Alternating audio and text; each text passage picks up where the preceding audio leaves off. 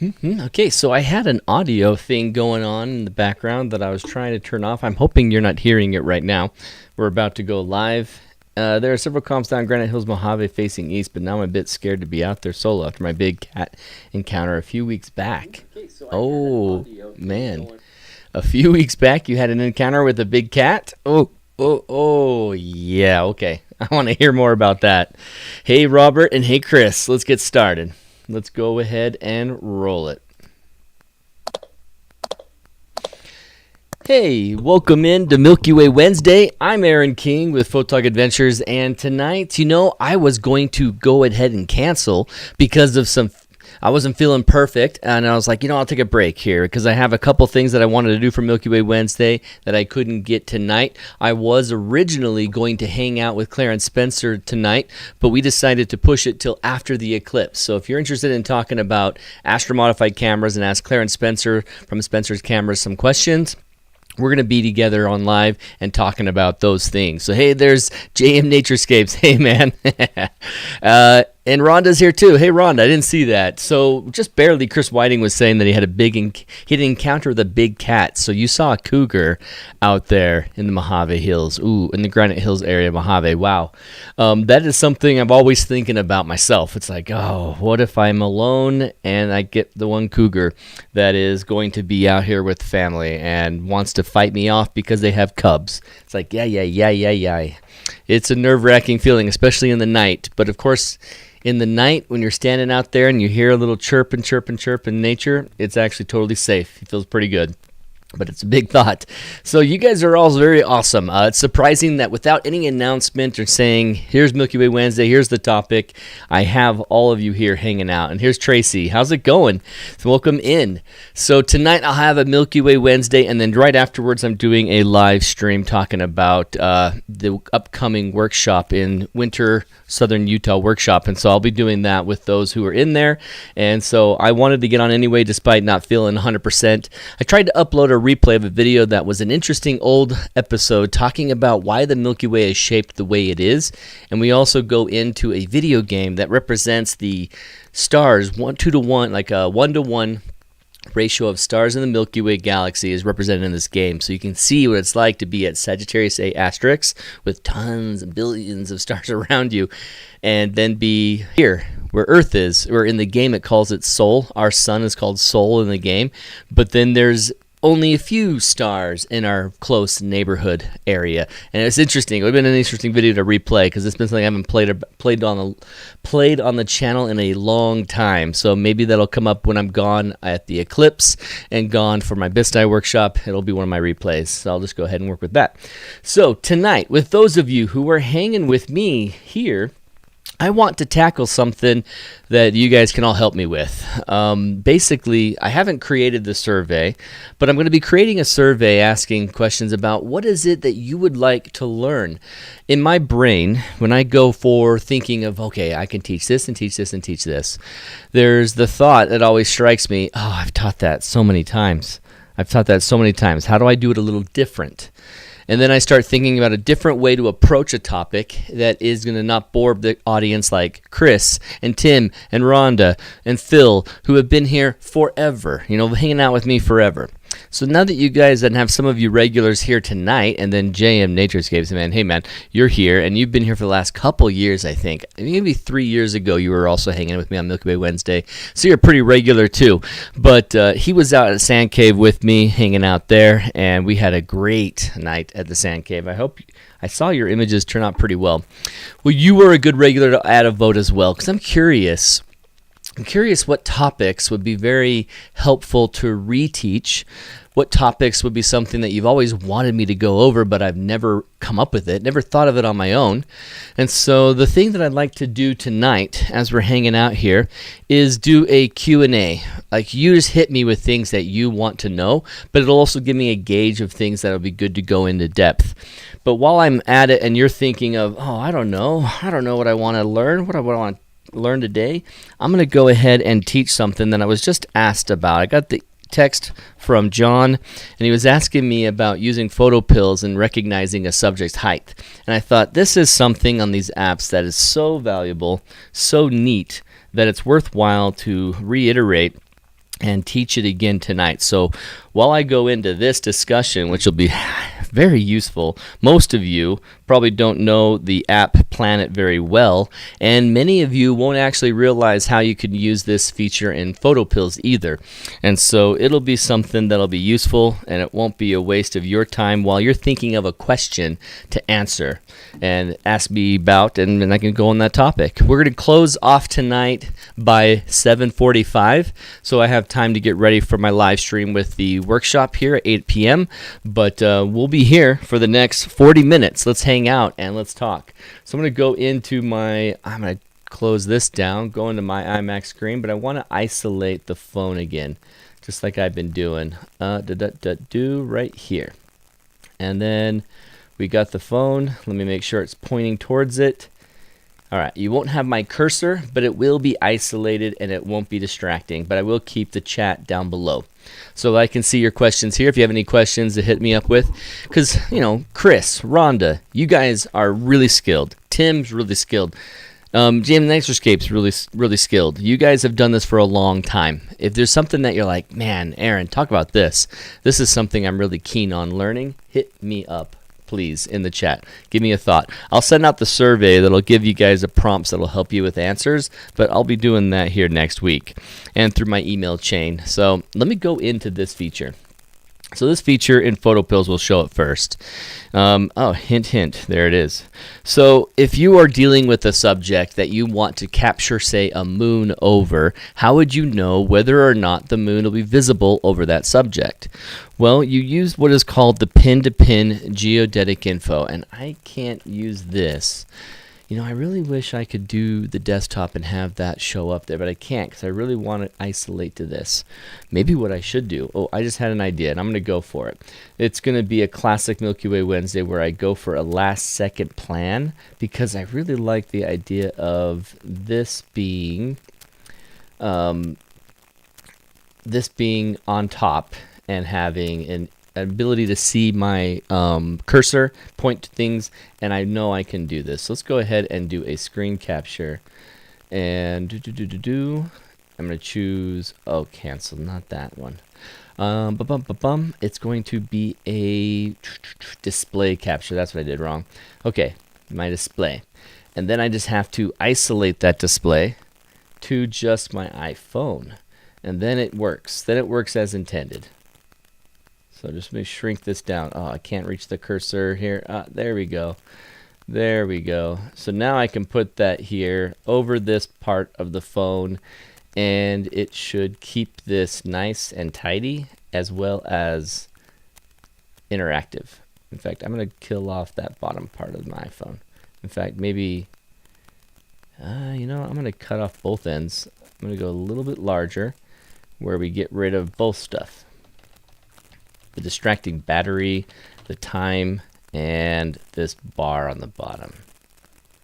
Come on. Yeah. All right. Cool. So that should do it. That should allow me to have a cursor, and when I hit control, I'll be able to isolate things and say, hey, this is the pin-to-pin geodetic info. At the top of your phone, you have all these options. You can turn off and on with buttons, as I mentioned in the past, and the pin-to-pin geodetic info is critical for this step. So let's say that I wanted to, let's turn it off and on again and reset it. I didn't reset at the bottom. But over here is Factory Butte. Let's put it on top of Factory Butte at the high point. And it tells me from where my pin is right now, where my tripod is, to where, in this case, in PhotoPills, you're telling it a subject. Is 2 years a long time? Haha, he says. Yes, it is. At least, coming on Milky Way Wednesdays and hanging out, for sure. Here it says the difference is 1,063 feet. So it's like saying, right here from where you're standing, this difference is 6.39 degrees, or apparent height of 1,063. When you're dealing with a man-made subject, you have to kind of define the subject. You need to define it and say, okay, it's going to be this tall, X amount height. And so let's go to something like, let's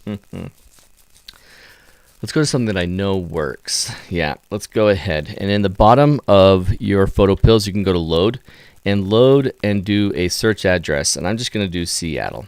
We're going to go down and look at the needle in Seattle. In fact, I'm even going to search the needle. Space Needle.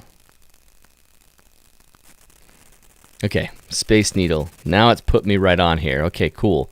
So then I'm going to go over here and I'm going to hit my pin-to-pin geodetic info, which is going to reset it now here to the bottom of my screen since it was off my screen, and I'm going to put it on top of this. Well, how do I handle on top? How do I handle on top in a satellite view like this? Well, one thing you should realize, let's try the zoom, see if that zooms in a good position right now. Okay. It looks like it's going to be a different section of the screen. So let's go ahead and find where it's pointing at. Bottom left. Okay, let's go to the right. Oh, man. That iPhone background, lock it, please. All right, zoom display.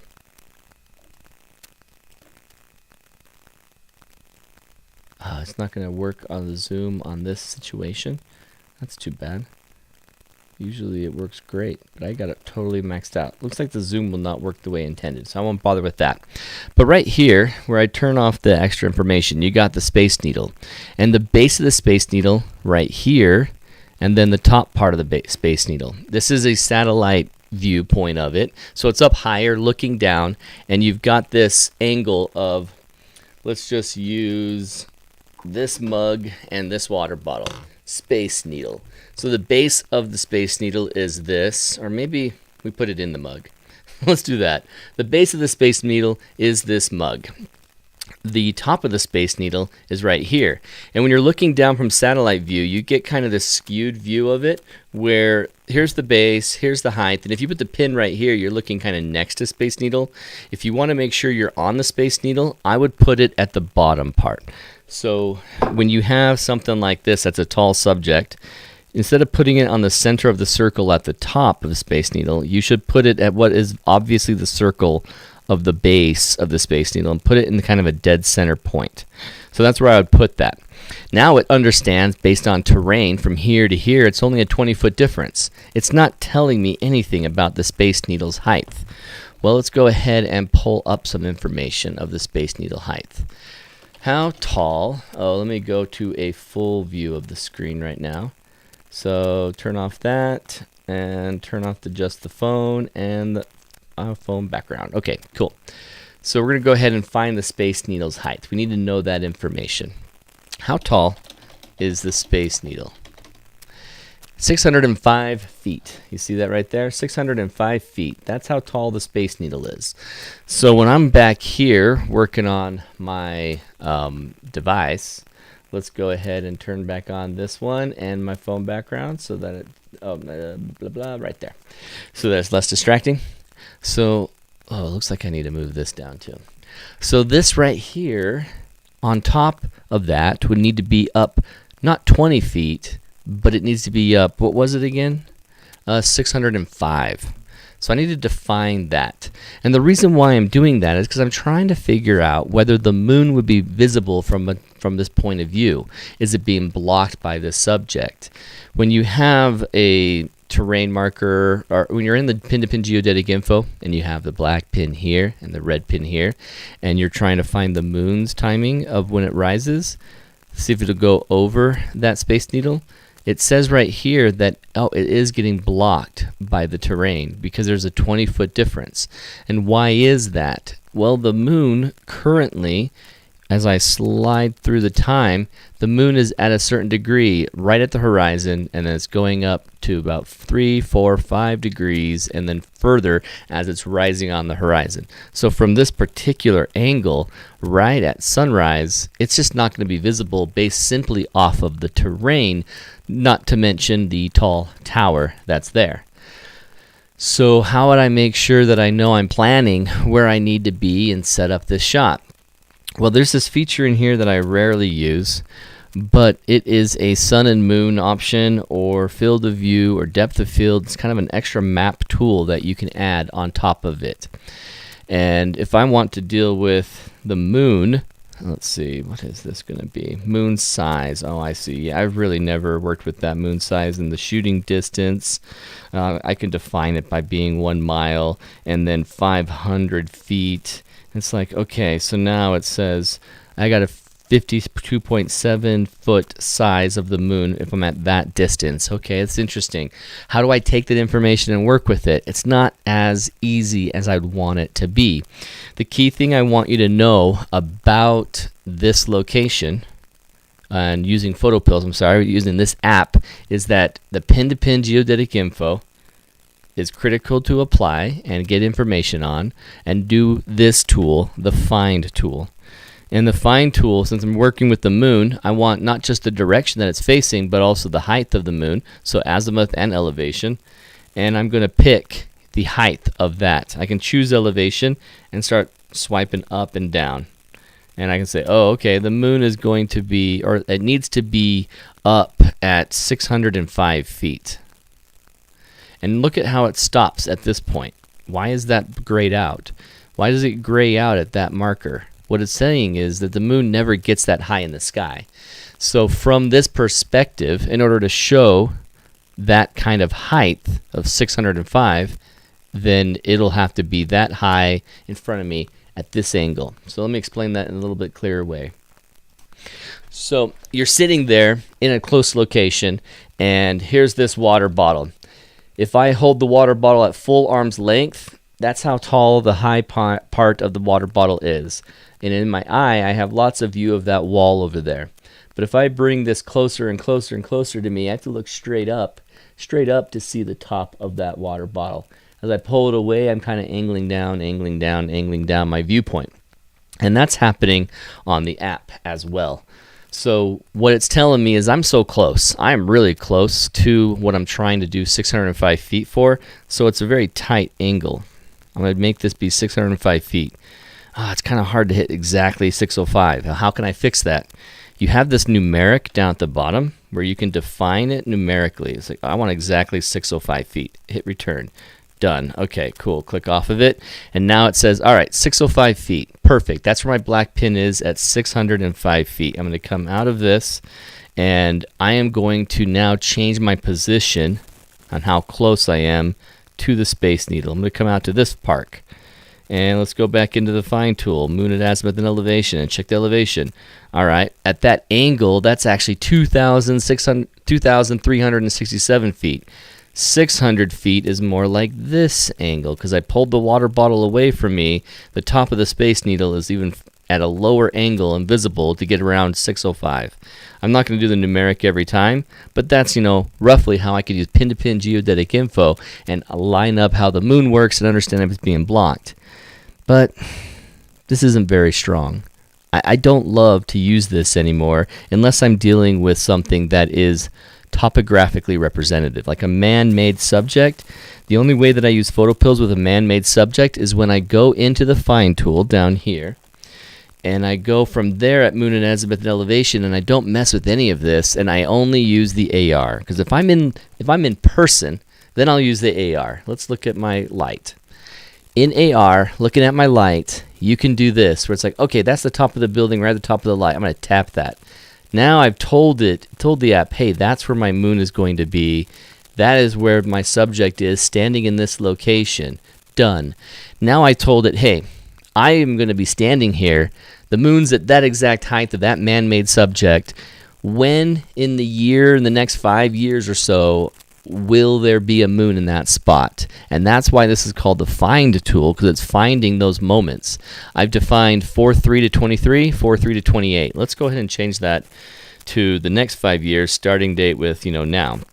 Today, next 5 years. Good. Let's go to 2024s. And now let's see when that would work. I hit the magnifying glass up here, and that opens up the answer of when the moon would be in that spot. And that's the crazy thing. So is there a way to see the Milky Way arch like that, or just the moon? They're on, hey, Starscaper, you're hanging out. Yes, well, good early morning to you, Jeroen. So what's happening here is it's showing me the moon at azimuth and elevation, or the sun at azimuth and elevation, and you can't get the Milky Way in it. But however, if I take you away from this app and show you an even easier way of working with this, it's much nicer. So I can look real quick and see during the daytime. This is twilight, maybe even blue hour. Here's twilight. I think this color was blue hour and this was twilight. But I want to get a full moon. Here's a full moon in the night. Full moon, total darkness. Is there a full moon ever around twilight period? Probably not, because that was kind of high in the sky. If it was lower on the horizon, there's a lot more opportunity for that to happen with the full moon. But in this case, it's just going to be full darkness once it's finally up there that high. So this is okay. I can tell myself, all right, I can catch it there. So if I'm on location, if I am currently where I want to be, and I love this parking lot, and I love that tower, that building, that clock, whatever's over there that I want to capture the moon over, I can go from here, click on AR mode, knowing my current standing position, and say, I want the moon right over that mirror. How about right there? Yes. Or I'm going to look more directly to the, oh, that's not south. That's really messed up right now. Oh, wait, I'm messed up right now. My head is really not in it right now. East. Let's go to the east and look at the moonrise next to my bag. Okay, cool. Hit done. And now looking more directly east, I'm going to say find that in the next few months and years. Now we've got some twilight period, possibly blue hour set up. Let's see, what's the good color for blue hour? There we go. I think this is blue hour. Let's find out. I'm going to tap it. And it takes me there. When did blue hour begin? Blue hour began at 8:37, and it was taking me in that time frame. Okay, cool. So it was a blue hour color. Right. Awesome. Blue hour over the Space Needle. Pretty cool. Those of you who have just joined me, is this Memorex? Are you live or is this Memorex? This is live. This is live on Hello. Hey, man. So I didn't announce anybody. Okay, for those of you who are just joining me, I didn't announce a live stream tonight because I thought I was going to play a replay because I wasn't feeling very well. And so what I ended up doing was working on getting that replay, but the replay took an hour and a half to download from YouTube. It was an old live stream. And then my editing and uploading, the upload time was going to go beyond our hour. So I stopped the upload. And I'm just here live. So what I'm doing is basically a live Q&A because I want to hear from those of you regulars who are with me. What would be fun to learn? Because I feel like when I think of what the next subject could be, I always hear myself go, that'd be cool to teach. But I've taught it like 7 times. Would they want to hear that? Maybe I can change the way I teach it a little bit and reference it, but teach something else. And that's what I've been doing lately, is kind of tweaking things and adapting from an old lesson, but hitting it from a different perspective, right? Well, you guys are here. I want to do a survey. I'm not doing the survey tonight, but I'll do a survey to kind of get the feel for where everyone's at, skill-wise, who's attending these, so that I know I can target the people who are here and teach them what they want to hear. Because I might say, I've taught that a million times, I won't teach that tonight. But then I might find out that 50% of you are like, I would love to learn this. And it's like, oh, wow, I could have actually taught that, and 50% of you would have enjoyed that. So that's what I want to do here between now and next week. You'll get them in the email. You'll get those kind of notifications. But because I ended up not going to replay and I'm playing a live, it's all last minute, I want your help with any questions you might have. Q&A, hit me up in the chat. Like I say all the time, use all caps so I can see it, and I'll go into that topic. But while no one has a question yet, I'm teaching this. I'm teaching one of the ways that I was just asked by John, like how I would do this in PhotoPills and check the time and check the setup and make sure I have the right height and all that. There's an even cooler way of handling this in Planit, and let's go over there. And so in Planit Pro, I'm going to show you the basic feature, and then I'm going to show you the paid feature. So for instance, right now I happen to be at Shiprock Panorama. I think that's where we left last time, but Shiprock Panorama right here. Maybe that's just me and John doing the apprentice lessons. When you're looking in Viewfinder VR, down here in the bottom right, I can see Shiprock showing up in my frame. I can see it in the panorama. I can see how it's turning out. Oh yeah, this is where I left with my Milky Way Apps Masterclass. So looking at this, oh cool, Chris, I'm going to read that in a second. Looking at this, you can see a visual representation of the topography, the terrain, to see what's there and what's working. Well, this is for Milky Way and Milky Way Panorama, so I'm going to change a setting. I'm going to go off of Panorama that I have here and just go to a single frame. Let's just deal with the single frame, but we also want to go to the Seattle. Let's go back out, and like the habit should be for all of you when you do Planit is that you create a new plan. And so let's go ahead and do a new plan, and let's release let's do everything just as is, just new right here. And I'm going to rename up here my plan to Seattle Space Needle. Let's just do Space Needle Moon. And then I'm going to look for the Space Needle. Space Needle.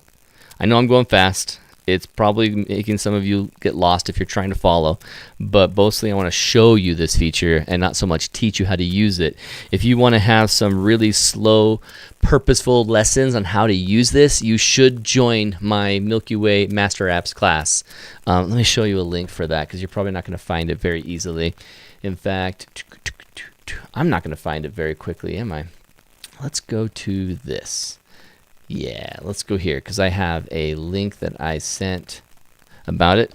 Master class. Oh, I put too many S's. Just 2, not 3. And first class tomorrow. Okay, cool. So I sent this email off to everybody. Let me turn off my background and show this up larger. So I sent this email to everybody who's in the email list about the master class. And we just had our first class yesterday, and we'll have another class tomorrow night within PhotoPills. This is the calendar, and the link for this, if you want to join in, let me go ahead and copy and paste this and share it. But it basically teaches all these apps in the perspective. Oh, that looks really weird like that. Let me turn off this. Okay, what basically it's teaching you is the apps that are necessary for Milky Way planning and mastering PhotoPills, Planit, Sky Guide, MyTrack, Soul, Clear Sky Charts, Windy, and some other weather apps. And so dealing with these apps, and also, I mentioned MyTracks already. Cool. So there's a full course and the crash course. And the crash course has started now. There's 8 weeks left to go, or 8 weeks of classes, but there's also these one-on-one weeks, or 2 weeks sometimes. We're on one-on-one. So it's basically the next 12, 14 weeks we'll be teaching and going over this. You join the crash course if you want. Here's the link. Let me share it with you in the chat. Oh, Ryan, thanks, man. Thanks for being here and providing the content, Aaron. You're a good man, Ryan. Thanks so much. That's awesome support. I have some weirdness going on in my chat for some reason underneath me. Probably, I forgot it was Wednesday, John Crook says. What have I put on 2 of them, that's why. Okay, cool. That fixed it. Or it didn't fix it. I think I had 2 up, and that's what's happening. Let me turn off the other chat, live chat here. There we go. That's what I want. Got it not overlapped. That was funky looking down there. So in this app, in Planit, like I said, I'm only going to show you how this works, but if you want to learn it with me, join that class in the link that I just shared. This is so cool. This is beyond cool. And right here you can already see that there's this little blue square. First I'm going to show you without the feature of that blue square. Then I'm going to show you with it and show you the awesome benefit. So right now, when I chose Space Needle, it put a pin here. Remember how I was talking about choose the circle at the bottom and center it instead of being up here at the top? This is another good example of how Planit thinks the same way as I do. Center your pin on the subject that's on the ground, not the tall part of the tower that could be skewed off to the right, straight back, to the left. Just depends on where the satellite image was taken and what time of, I guess, where it was positioned when it captured that picture. Man, this is so wild. What is this stuff right there? So don't put your pin in the center of the top circle of the Space Needle. Put it in this bottom ring. Just emphasizing that over and over and over again. So, yeah, you're right, Aaron. Let's do it. I'm going to turn back on that and isolate things. So we are going to show you how I can plan a moon, but not just from pin-to-pin geodetic info and not just from a find tool that gives me a list. it is incredibly precise. Incredibly precise. Both are precise, but one's very easy to visualize and understand. Since I have a pin right here, and this is my subject, not where I'm standing, I'm going to click this. That shows my subject. This is my subject. But now I'm going to position myself. Knowing that I'm going to put myself in a spot that most likely is going to have obstructions with buildings, I'm just going to pick a park out here that would be a good angle for a moon. Something that's nice and open. Like, I think those would be packed. Those would be packed. Let's try like a parking garage top. Is there a rooftop? No, those are all non-public access rooftops. All right, let's pretend like this part. Oh, this looks like a hill. Oh, I like that. I like this. This even has a binocular setup and looks like a viewpoint over. So you can put your tripod right here. Let's see what it's like from this spot. I've never been to Seattle, and just by looking at the map, that seems like a good location. So I'm going to hit my plus sign right here. And this plus sign is going to open up my option to choose camera location. And now with my camera location chosen and my subject, it's angled right there. So when I go into viewfinder down here, if I go to viewfinder VR, it is going to show me what the perspective is of this location. Oh, let me make sure, turn off some features. 3D model feature deactivated. Just don't show them right now. Let's not, I can't fight it. Too bad. This is cool though. So with a 20 millimeter, I can see how the Milky Way would be right there. Just in, in the rare situation that Seattle has a full blackout, that would be a cool spot for a Milky Way. That'd be awesome. That would be absolutely awesome. Oh, Cary Park, Ron suggests. Oh, that's it. I actually just happened upon Cary Park. Oh, cool. Awesome. Thanks, Ron. You were getting me there, and I just happened to get lucky. So right here, I don't want to use my 20 millimeter. I want to feature the moon behind the Seattle needle. You're seeing already the 3D animation, so I'll show you the base feature afterwards because I can't avoid you from seeing this. You can see all these 3D models of buildings that are in here that are showing their exact height and dimensions, and it really helps you plan on these busier, bigger cities. What's so cool is that I change my focal length and go, I'm going to do an 85 millimeter. Let's see how much is in view if I do that. That's not so bad. I kind of like that look. I kind of imagine, like, what if I had a lower third, or maybe a center weighted Space Needle with Seattle right there. Knowing that the Milky Way is not going to be visible, let me turn off that photorealistic Milky Way, turn it off and turn it off. Okay. I guess I can keep that on. I just don't need to have it on right now. So then I'm going to change to another feature, which is the second best feature, because VR viewfinder mode is the best feature in this app. But the second best feature, which is using this awesome viewfinder, is this right here, the Sun and Moon Finder. That is the 5th orange page coming in. So these things up here are called pages on Wenjay's terminology. 5 pages orange, 5 pages purple, 5 green, 4 blue, 4 yellow. And they're all different features. Well, once I have this chosen, my Milky Way's gone away. If I'm on number 3 page on purple, I show a Milky Way.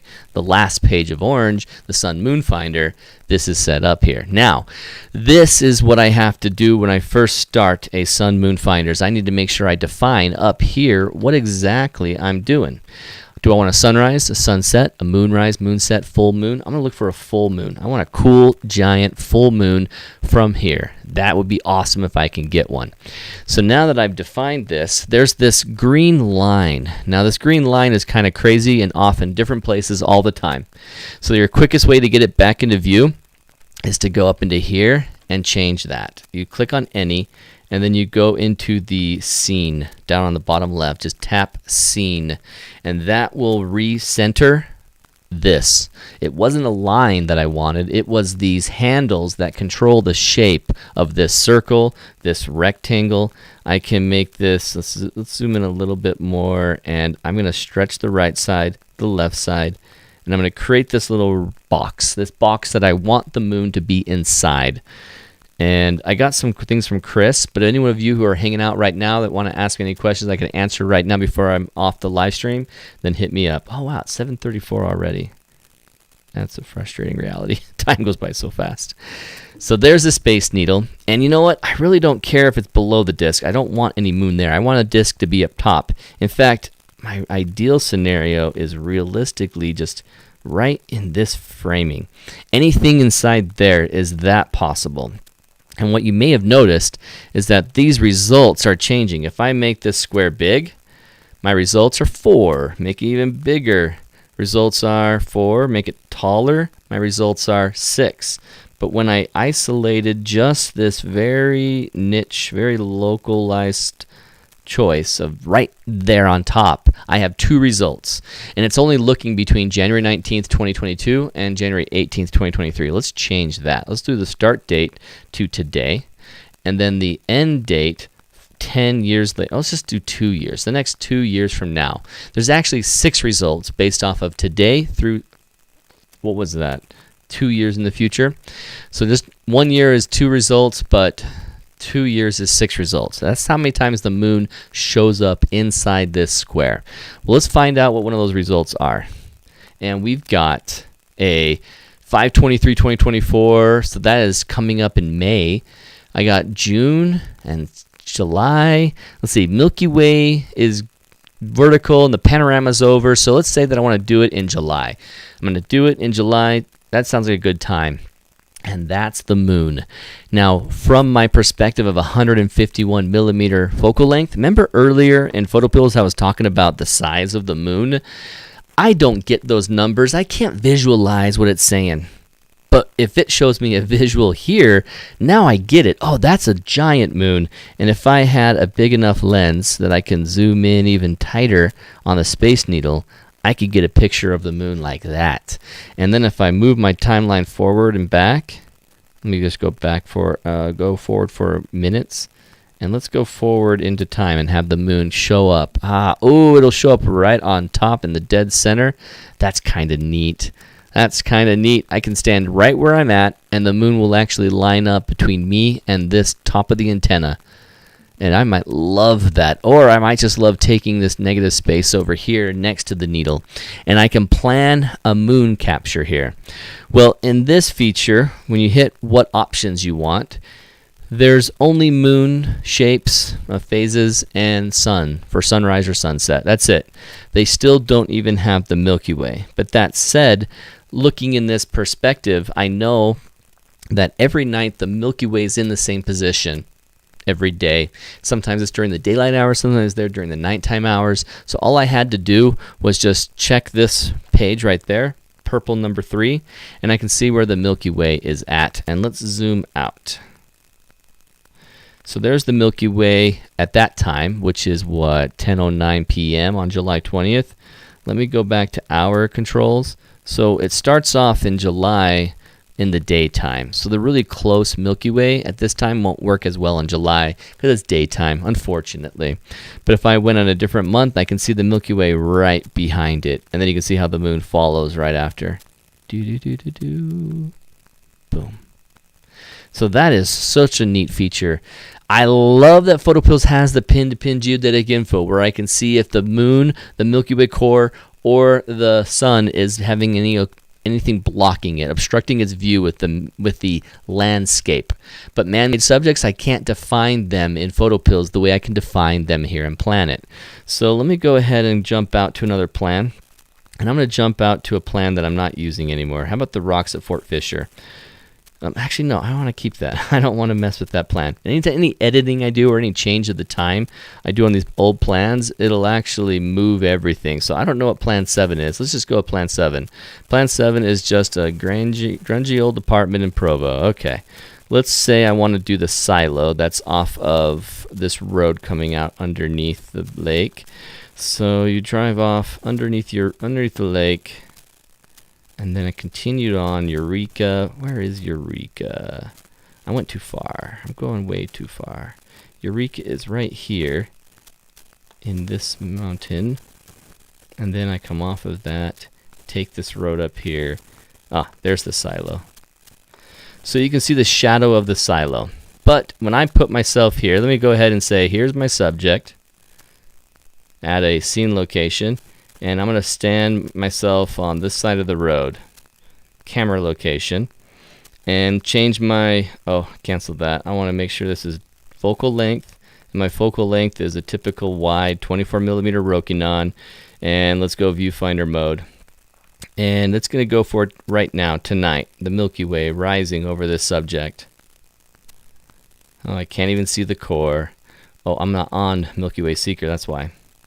So there's the core in the early part of the night, and then it starts rising. Okay, so if I look this direction, all right, cool. There's the Milky Way. I know I can see it from here, but I can't see the silo.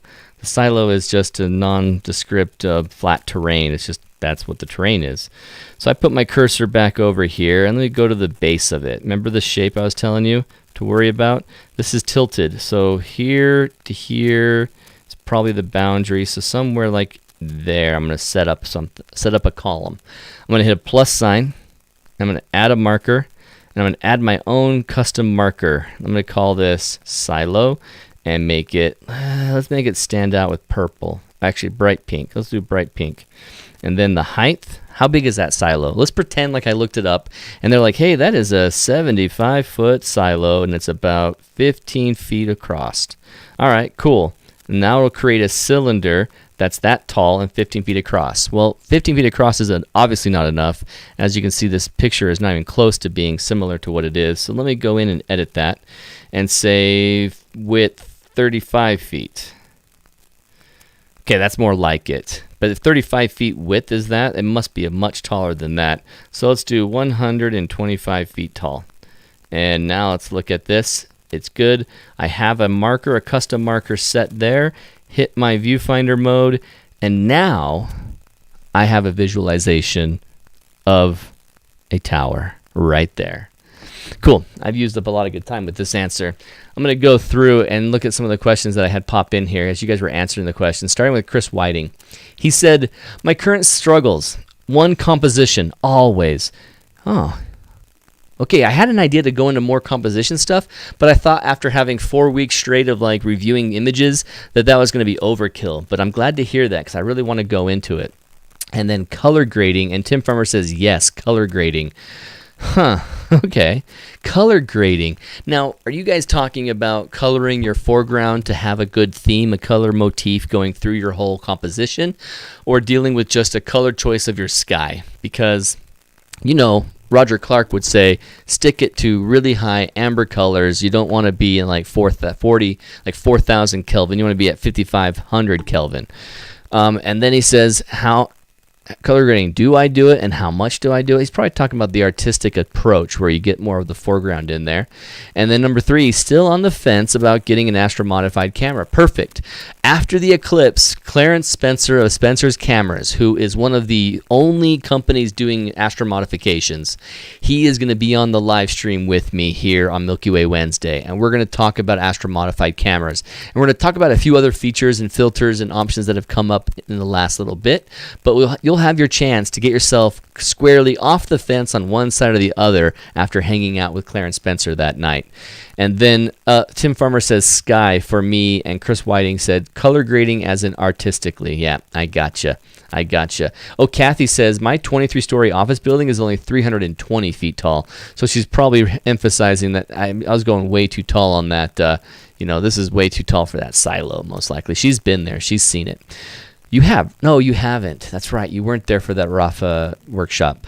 So another question that came in. This is awesome. I'm glad to get that from you, Chris. Thank you, because you got me some good ideas. And Ron S. is not a question, but doing photography for 2 years is a hobby. I struggle with compositions. Oh, another composition comment. Watching the January reviews and seeing what Chris and Tim do in the guild helps. Chris and Chris, right? C-dubs, the C-dub pair. C-dub squared, I should say. Yeah, awesome. And Tim, of course. So, Chris, if you go mod, talk to me. I love mine, but I recommend getting it so you can use different filters. Okay, cool. Tim will have to have some comments. Tim, I hope you'll show up to that one with Clarence Spencer so that we can hear some of your feedback and your life experience with it.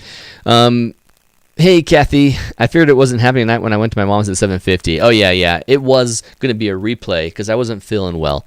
But I went ahead since my replay recording didn't upload in time. I went live. so that I just took care of it. Because I'm also live here in about 15 minutes to do a live Q&A with my Southern Utah Winter Workshop group.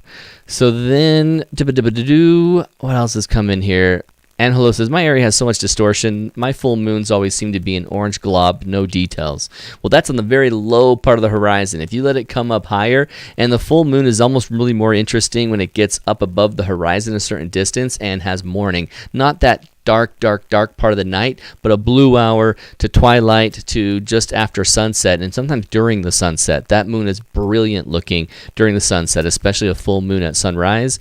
It's really terrific. I'm always bad at guessing size of buildings and or rocks.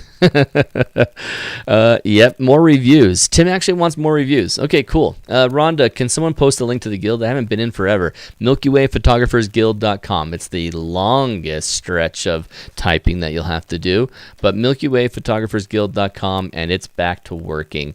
There was a moment there where it had a weird glitch that I thought I fixed a few weeks ago, and it was not fixed. But yeah, MilkyWayPhotographersGuild.com. If you want to be a part of a social media site that has no ads, the scrolling you do is from Milky Way Nerd to Milky Way Nerd to Milky Way Nerd. It's never jumping off to like a dancing girl performing something to sell Dove products. It's just Milky Way Nerds talking to Milky Way Nerds, and you won't have your ex-girlfriend or boyfriend try and contact you. That's a cool shot, Chris. Look at this. Canis Major meets Scorpio. Oh, awesome. Ooh, it gets even better. He's got a hyper foreground subject right here. Oh my gosh. I'm feeling a little better watching this picture. This is a cool picture, Chris. I love it. Okay, Kathy, you think your dogs could hold still enough to even pull one of those off?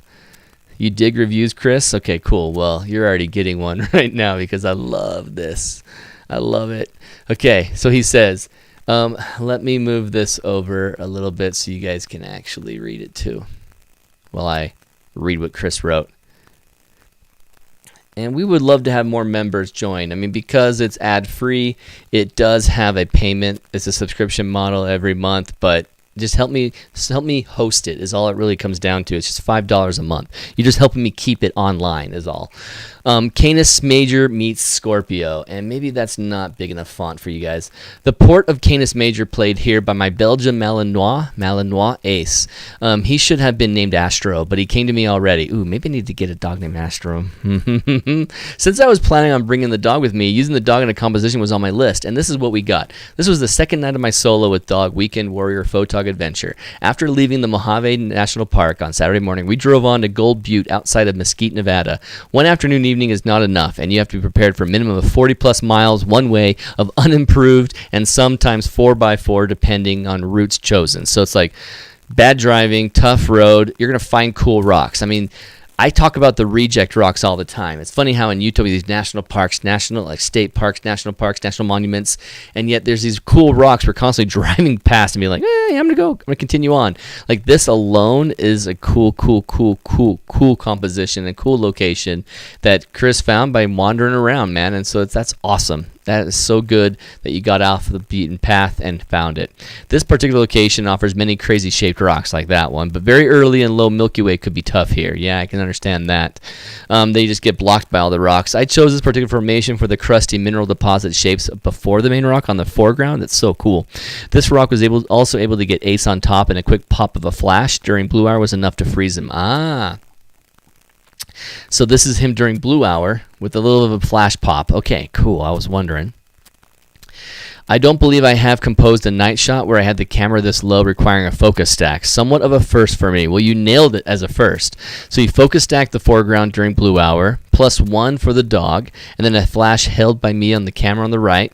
Then you track the sky with the Tamron 17-28 at 24 millimeter, f3.2 even. Why'd you jump down to f3.2? Is that as big as it gets? Or do you like to stop it down for coma aberration? It's ISO 800 3-minute captures. Ooh, cool. The eastern horizon is very dark here, so I added the horizon glow behind the rock to have it stand out more. Yeah, honestly, that makes sense because it probably blended in to that dark sky. And that isn't even noticeable at first that it happened, but now that I see it, I can see that it is artificial probably, unless you had like a light source right there. But that turned out really cool, very cool, like apod potential. Have you submitted it anywhere? It's really neat. I love it with your dog looking over at the core. I mean, look at the core. I want to go open image and new tab. Come on, I want to see this nice and big. I want to pixel peep. Yes. That's awesome. That's awesome. Yeah, great shot. Not a chance, Kathy says, for her dogs to stay still. And so let's do it. Okay, cool. So those of you who are hanging with me, you guys, I do love it too. You guys are really regular in Milky Way Wednesday, and I want to teach something that's interesting to you. When I'm gone for the eclipse and Bisti, I have a replay of a video that I did years ago, Bearded Aaron, and it has a cool topic about why the Milky Way is shaped the way it is. I'm going to watch that video again and see where I hit some parts that are perfect and some parts where I could have done more, and try to create a short video that really teaches it, because I love the topic of it, and I love using that game to show the stars one-to-one. It's so neat. But there's so many cool different topics I can go on, and the survey will help me get some more topics and more ideas. But I love hearing that you guys want to hear composition, because I'm going to nail that over next week. We're going to go into composition next week. It'll be really fun, because I'd like to emphasize that sometimes your composition is great, but your conditions are not. And so we'll hit composition first, then we'll go into the conditions, because sometimes a night just works, and sometimes another night with the same exact execution doesn't work, and it's not your fault. A lot of the times it's not your fault. All right, cool. Well, yeah, you should be happy with it, Chris. It's an awesome image. It's awesome. All right, so just knowing how to handle these subjects of planning a moon over them, a moon around them, knowing the height of a subject. Like, we looked up a dome of a Capitol building for John, and he said it was 405? No, 605 is what I just looked up. I think he told me it was 410. Oh, I can't look at the text because it'll just show my phone. But it is how you can use, it's so neat how you can use this feature to go into these custom markers and define their height. I mean, if we're talking about 400 feet high in the sky, this is a tall subject. And when you go into the viewfinder VR mode and you look at it and realize, oh gosh, I am way too close to capture this subject. That reminds me of the tower outside Kathy's house that has the, where you pointed the laser at it. That looks like that kind of tall smokestack. So you got to move away from a subject when you realize how tall it is. Go down this road a little further. Look at the Milky Way from there. Try and bring the relationship with the Milky Way into a way that you would really love. Or maybe you wanted the moon. Maybe you wanted the moon to be just right. Let's go forward. Okay, there's the moon. There's the height of the moon. So I know I haven't gone back far enough. So I'm going to go ahead and move myself back even further. Now, you can't get on this road. It's private, but I'm just going to move back anyway. Oh, nailed it. There's the moon right there.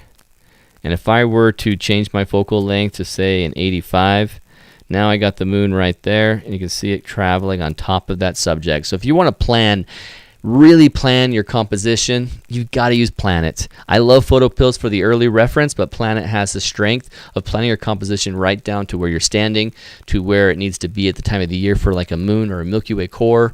And just, I love the visualization of the viewfinder VR. It's just too good. All right, Chris Whiting, this area was empty enough to leave the tripod and tracker out from blue hour to 3 a.m. when I returned. Oh, yeah. Hey, Ron, thanks for saying that. This was an off-the-cuff, completely not planned Milky Way Wednesday, and the fact that you enjoyed it at all, I appreciate that. Thank you so much for your comment. And Tim Farmer says, everyone make sure to thumbs up for tonight's video. Dude, you're a fantastic wingman. I appreciate it. All right, I'm going to get ready for my live stream with the workshop Q&A here in a few minutes. And if you're coming back to that workshop and you're here hanging out, you'll come out of this live stream and click on the link that I gave you already, and that's where we're going to be for tonight. All right. Thanks so much. Thanks for hanging out as always. Oh, wrong button. Thanks for hanging out with me as always. I can't wait to get to the compositions next week, because I can't shower without thinking about composition tips. I'm always like, this is what you got to do. And this is what you got to forgive yourself for. And this is what you got to do to make it cleaner. Yeah, I got to do that video. I get all excited. I'm like, yeah, I'm going to make that video. I'm back. Dishes suck. You just did the dishes. Oh, man. Sorry, I can't talk to you more, Justin, but at least you did your dishes. I need need to do some dishes of my own. I have a full dishwasher, but I have more dishes in the sink, and that can sit there for weeks as a bachelor. So I'm going to go finish those off myself later tonight. Have a good one. Thanks everyone for hanging out, and I'll see you next Wednesday live talking compositions on Milky Way Wednesday. See ya.